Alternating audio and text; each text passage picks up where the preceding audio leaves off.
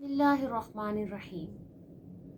शुरू करती हूँ अल्लाह के नाम के साथ जो बड़ा मेहरबान नहायत रहम करने वाला है। आज जिस मौजू पे बात करने लगी हूँ वो मौजू बहुत अहम है, जिसकी आज कल हम लोगों की ज़िंदगियों में बहुत कमी है। वो मौजू है शुक्र का मौजू।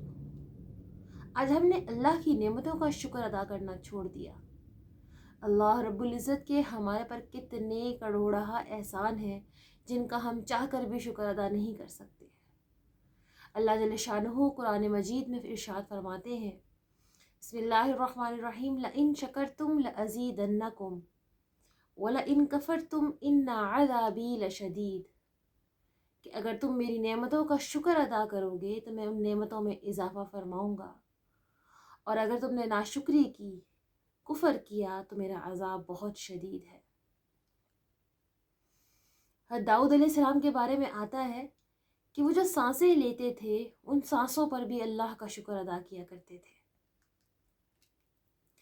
हज़रत सुलेमान अलैहिस्सलाम के बारे में आता है कि जब हज़रत सुलेमान अलैहिस्सलाम का लश्कर गुज़र रहा था और जब चींटियों ने देखा हज़रत सुलेमान अलैहिस्सलाम का लश्कर गुज़र रहा है, उन्होंने कहा कि भागो, सुलेमान अलैहिस्सलाम का लश्कर आया, वो कहीं हमें पाँवों में ना कुचल दें। तो इतनी ज़्यादा अज़मत और जाहो जलाल थी उनके लश्कर की कि वो उड़ने वाले तख्त पे सफ़र किया करते थे। तो इन सब चीज़ों के बावजूद उनके अंदर तकब्बुर नहीं आया, वो अल्लाह पाक का शुक्र अदा किया करते थे। फरमाया करते थे, रब्बी औज़िअनी अन अशकुरा निअमतकल्लती व अनअमत अलैया, कि मैं उन नेमतों का शुक्र अदा क्यों ना करूं जो अल्लाह पाक ने मुझ पे की हैं।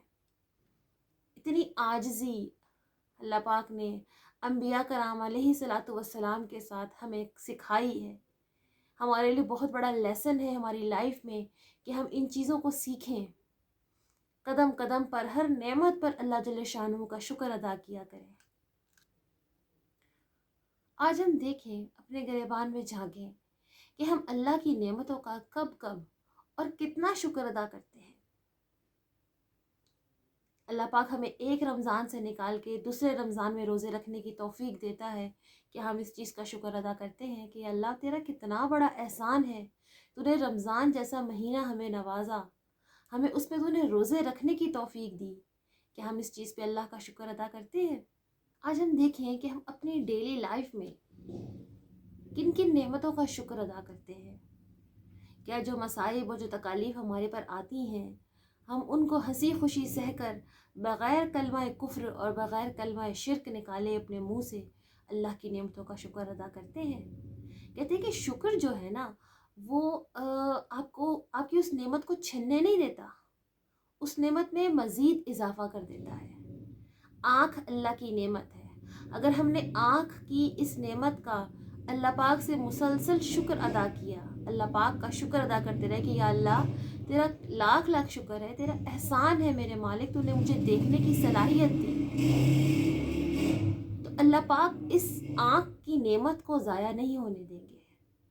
ऐसे ही अल्लाह पाक ने बोलने के लिए ज़बान दी, तो हम अगर इस बोलने की नेमत का शुक्र अदा करते रहेंगे तो अल्लाह पाक हमारी इस बोलने की नेमत को ज़ाया नहीं होने देंगे।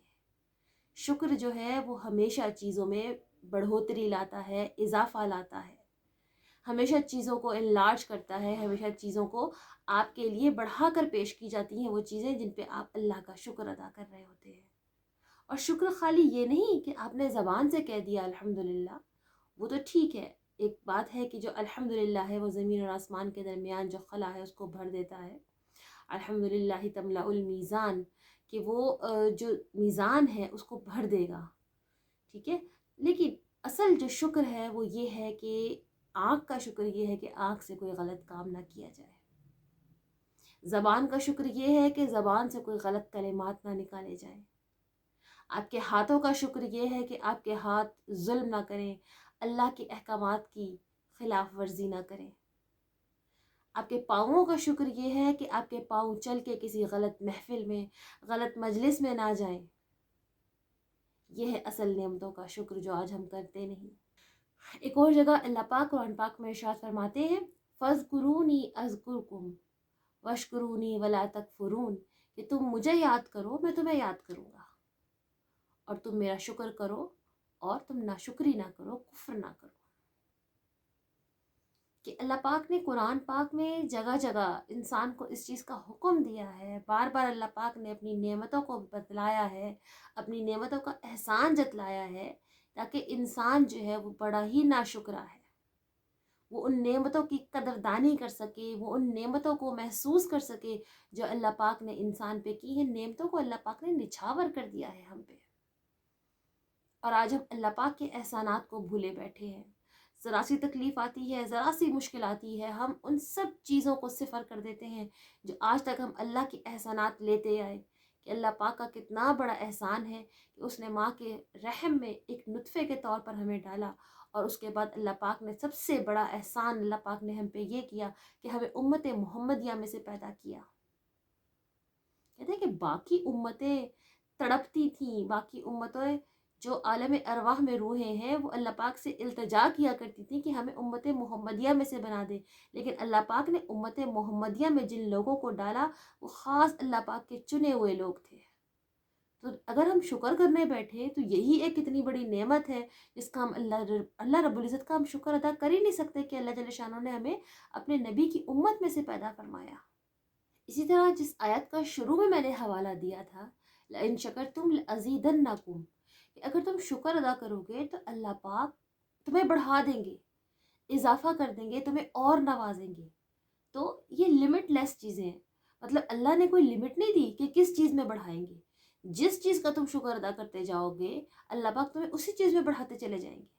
مال کا شکر ادا کرو گے، مال کو اللہ کی نافرمانی میں خرچ نہیں کرو گے، اللہ پاک تمہارا مال بڑھاتے جائیں گے۔ اپنی سانسوں پہ اللہ پاک کا شکر ادا کرو گے، اللہ پاک عمر بڑھا دیں گے۔ اپنی زندگی کو اللہ کی نافرمانی کے کاموں میں خرچ نہیں کرو گے، اپنی زندگی کو اللہ کی حکم عدولیوں میں خرچ نہیں کرو گے، اللہ پاک زندگی بڑھا دیں گے۔ تو اس کی کوئی لیمٹس نہیں بتائی گئی، اس کی کوئی باؤنڈریز نہیں دی گئی آپ کو کہ کس چیز میں بڑھانا ہے۔